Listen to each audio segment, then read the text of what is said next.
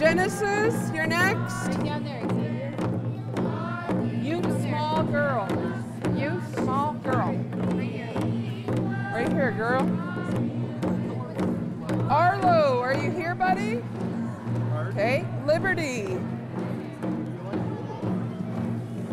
Liberty, you small. Yeah. Brooklyn, you're next, honey. Darcy, tell me what's going on here today. The Knights of Columbus have donated winter coats here for our students at Mosso School. Can you tell me how many coats have been donated here today? And what sort of was the process of how the coats were given to the children? We have, I think, over 100 coats donated to the community. And it's a donation on behalf of the Knights of Columbus. I want to thank the Knights of Columbus for donating them to our school and our community. This is Graydon Nicholas, former Lieutenant Governor, and Father Curtis. So, Your Honor, tell me, why is this important to take part in the Coats for Kids campaign with the Knights of Columbus here at Tobique First Nation? Well, I think it's important because it's the visibility of the Knights of Columbus coming to an Indigenous community and wanting to be helping the young children that are here, the boys and the girls, and because there's a lot of poverty in our First Nation community. So to be able to provide them with a jacket, a winter coat, is a big saving for the community, and especially from their families, because coats are expensive. And so the Knights reach out to First Nation communities and Native American communities in the United States to see if they can help them out. Elena, Brielle. So, Marie, you're a teacher here at Mosso School. I am. How important was it for you to see your students and other students at your school receive new winter coats today? Oh, it was very important to see the excitement and just the gratitude that our students had for being able to get a new winter jacket today was remarkable. They're very excited for the fact that they get to take these home, that they're not just for school. And it's important that we give these children this opportunity because not everyone has the means to have one or access to one. So it was really important that every child here, every student was able to get a winter jacket that fit them. As a teacher, it must be really gratifying for you to see your students walking out of here with new coats. Oh my gosh, it's so gratifying. Just like I said, the excitement of them coming down, once I told them why we were coming and what they were getting, it was really gratifying to see their gratitude in it. So yeah, it was really important. As winter approaches, how important is it that the Knights of Columbus made this donation and this initiative here at your school today? It's extremely important. We have students showing up some mornings with only a sweatshirt on in the morning. So the importance of a winter coat is very, very, very much appreciated. So basically, with your student population of 100 students and 100 coats, essentially every child here at the school would have received a jacket here today? Yes, every child in our school will have received a jacket. What is your feelings towards the initiative of the Knights of Columbus? I love the fact that they're doing it. As a parent, I am extremely happy that I have 2 children attending here and they'll both get a winter coat. Keep them warm this winter. Let me try it with this one here. Try this one. See if it fits you, Gayla. Okay, let me just see if it zippers up. So, Your Honor, you were born and raised here at Tobique First Nation. What does it mean for you to come back here today and be involved in handing out coats for 100 students? Oh, this is fantastic. I mean, it's I think an appreciation for me because I'm working with my brother Knights, one of them who is my brother here, to make sure that the kids are treated well, and also to make sure that this beautiful school is taken advantage of because it is a nice center. This is probably the only place in our community that can host this kind of an event. Describe to me the Mosso School here at Tobique First Nation. We are a Wolastoqey First Nation school. We have approximately almost 100 students attending, all the way from K4 up to grade 5. Are any Indigenous languages taught here at the school? Wolastoqey. I am the language teacher. This particular school was finished in 2012. We originally had a Mossos school built not too far away, and it was the shape of a fiddlehead. So that's where the name Mossos comes from. The name Mossos represents fiddleheads. So we kept that name and decided to keep our school Mossos, because Mossos Zeal fiddleheads are a staple within our community that we eat. It's a traditional food. Quincy, you're up, buddy. This is not the first year that the Knights of Columbus have done this, correct? Correct. How many other times have the members of the Knights of Columbus made jacket donations to your school? They came back in 2019 and did their first donation then as well. And it was much needed as well then. Were you a teacher then? I was a teacher then as well, yes. So tell me your fondest memory, either in the previous year or today, of seeing a child get a new coat. I think I was the K4, the primary teacher at the time then, so it was very much appreciated. I don't know if you know, the little ones really get wet out there, so even having a second, if they had one already, that second coat came in handy, honestly, because it's just so they're not wet when they're going out for their breaks in between.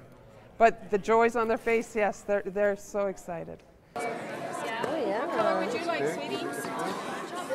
What color would you like?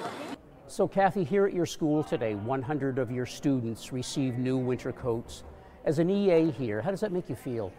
It was just amazing to see all the expressions on the children's faces. Like I work in the K4 room. They're all 3 and 4 years old, and so they didn't really know what was going on. They're just grateful, and they see all the other kids' expressions and happiness, and it was just awesome to watch them.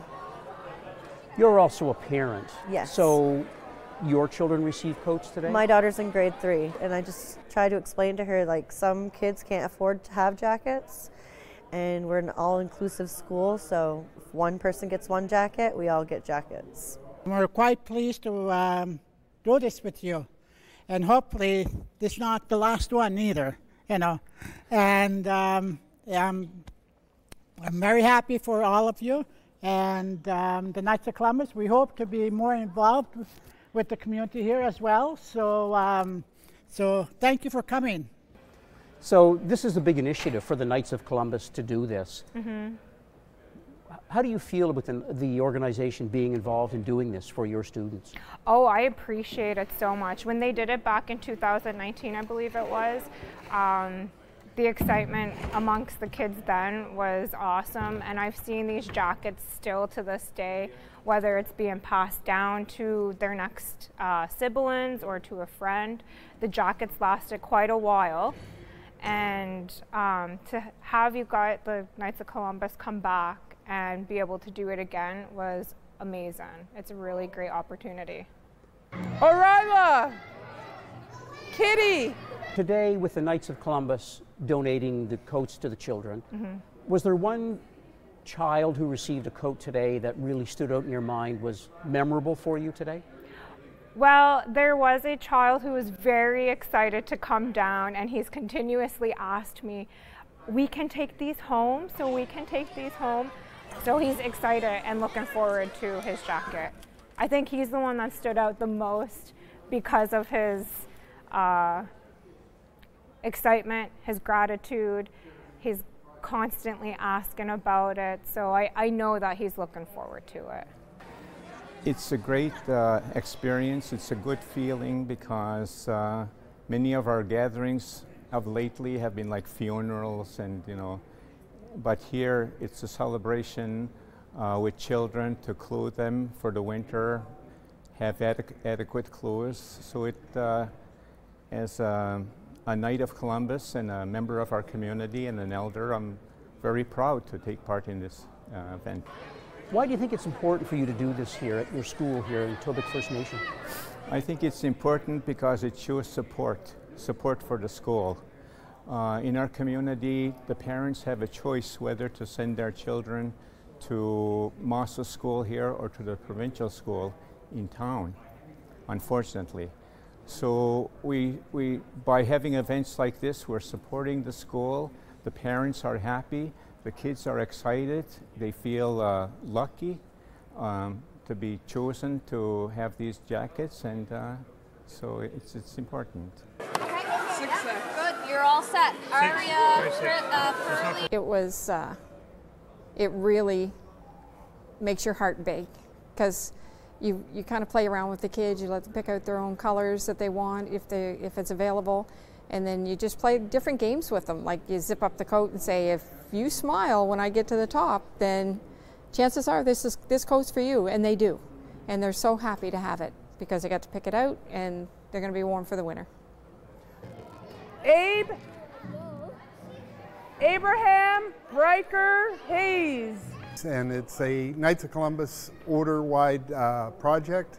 One of the foundations of the order is charity, and this allows us to give to a community. Coats for Kids order-wide, we've given out 1 million coats. And that's over the last few years. Originally, all the coats came from the States, and we really recognized early on that they had to be Canadian quality coats, because in Texas they don't get near the temperature that we get here in New Brunswick. 1 million jackets in the last few years. That's a rather ambitious project. Why does the Knights do this, and what's the history behind the Coats for Kids project? The Coats for Kids is, as I say, it's order-wide, but predominantly in the United States and Canada. I know I was on a conference call just this week, and for next year we're looking at, just for the Canadian 10 provinces, somewhere in the vicinity of 35,000 coats for next year. It's quite the initiative that the Knights of Columbus do this for your Meso school here in Tobique First Nation. What would you like to say to the Knights of Columbus for doing this?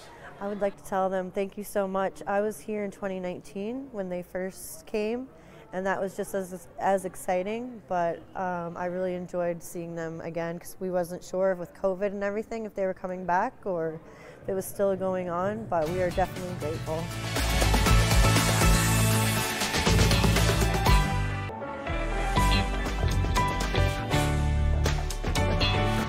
Try that one on her. Pink one, I heard that one.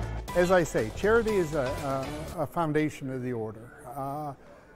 By giving back through Coats for Kids, we're doing charitable work. We're doing what Blessed Michael McGivney, the founder of the order, founded it for, was charity and fraternity. And unity, but charity was the utmost. You boys go down this way. Riker, Chqui. Boys are down that way. Kagos.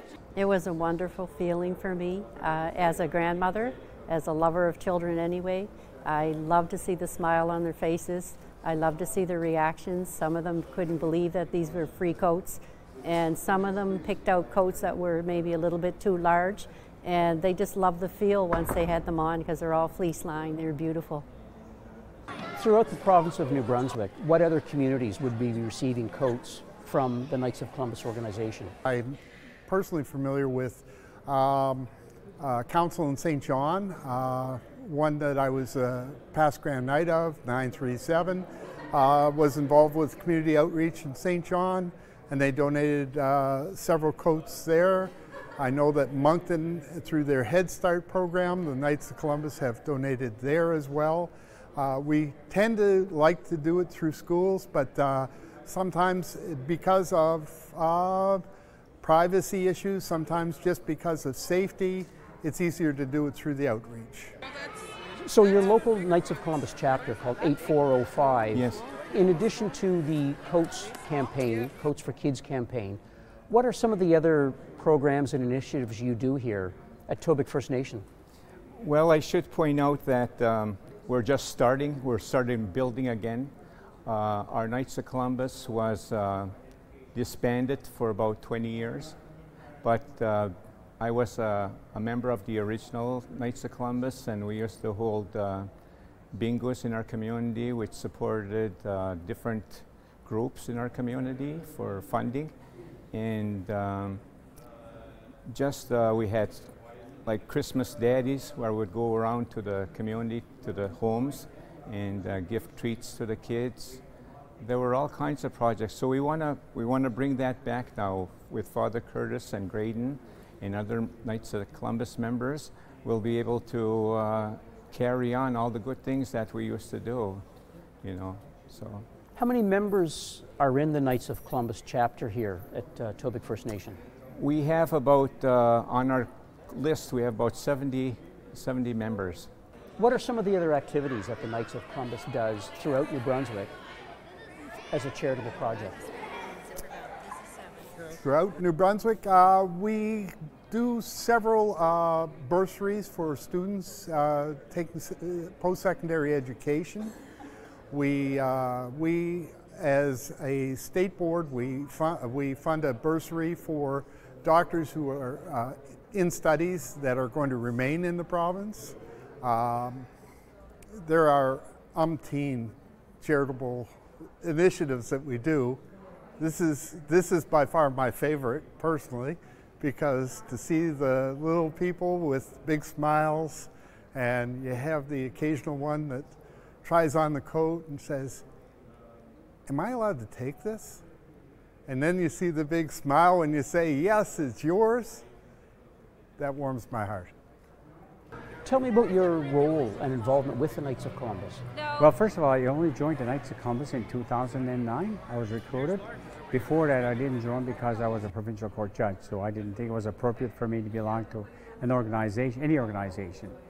But then I got involved with the Knights, and then finally in 2015, they asked me to become a Supreme Director of the Knights of Columbus. And I agreed with that, and then I did that for 3 years. But once you reach that magic age of 70, then you can't serve any official capacity with the Knights of Columbus. But I've still been with them all this time. I've remained as a representative of the Supreme Knight in Indigenous as well as in Canadian affairs. So I'm a consultant of the Supreme Knight. And so I contact a lot of First Nation communities and see how things are developing. I also work closely with the Canadian Conference of Catholic Bishops because of their program in dealing with reconciliation and with our Indigenous people. So we've wrapped up today with the Coats for Kids campaign here at Tobique First Nation School. How did it make you feel seeing 100 children receive new winter coats? It's one of the best feelings you can have. And you can see the kids are nervous. They probably don't know what's going on, but depending how you approach them, you get, in the end they smile. That's a big plus.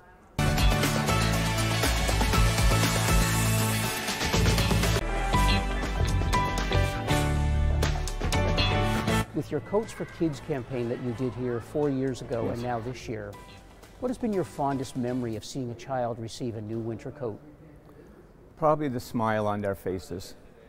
And one thing that surprised me was a lot of the jackets are the same color, but I heard these 3 little girls talking. They all had the same colored jacket on, and they said, "This is our club." So they took it upon themselves to form a club out of the colors of their jackets. So it's good that they can use their imagination that way, and they're happy. They're happy about getting a nice warm jacket for our winter. One initiative that Council in St. John has done, they're funding an ultrasound machine. They have funded actually an MRI in St. John in the past. Now, having said that, then you had to wait for the government to say we've got enough funds to run the MRI. Having been a former board chair, I know all about that. This is an ambitious project to buy coats and deliver them to the school here at Tobique First Nation. What is the actual process for raising funds to buy these coats? Because these are brand new winter coats. There is a giving. Of course, everybody saw Giving Tuesday.